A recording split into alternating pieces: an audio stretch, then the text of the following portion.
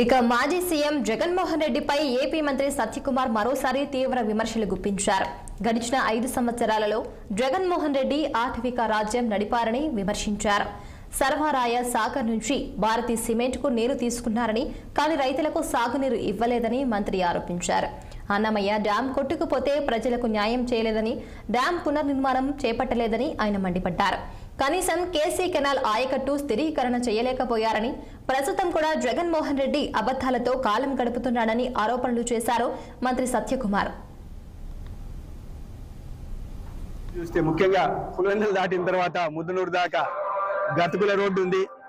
నాకు అనిపించింది గతంలో 5 ఏళ్ల పాలనకి ఖచ్చితంగా దర్పణం పట్టేలాగా ఆ రోడ్డు ఉంది. ఇవాళ జగన్మోహన్ రెడ్డి గారు గత 5 సంవత్సరాల్లో ఒక అరాచక పాలనకు తెరదీసి 5 సంవత్సరాల పాటు ఒక అటవిక రాజ్యాన్ని నడిపారు. దానికి ప్రజలు బుద్ధి చెప్పారు. అయితే ఆయన ఇప్పటికి కూడా గొప్ప గొప్ప మాటలు మాట్లాడుతూ ఉంటాడు. నేను అది చేశాను, ఇది చేశాను. నేను వాడికి చిన్న అడుగుతున్న ప్రశ్న ఏంటంటే, ఇక్కడ గండికోట నుంచి కిందికి పిల్ల కాలువలు తవ్వే ప్రయత్నం చేయలేదు, సాగునీరు అందించే ప్రయత్నం చేయాల. సర్వారాయ సాగర్ నుంచి నీటిని వాళ్ళ భారతీ సిమెంట్ తోలుకున్నారు, కానీ రైతులకు అందించే ప్రయత్నం చేయాల. కేసీ కెనాల్ ఆయకట్టు స్థిరీకరణ చేసే ప్రయత్నం చేయాల.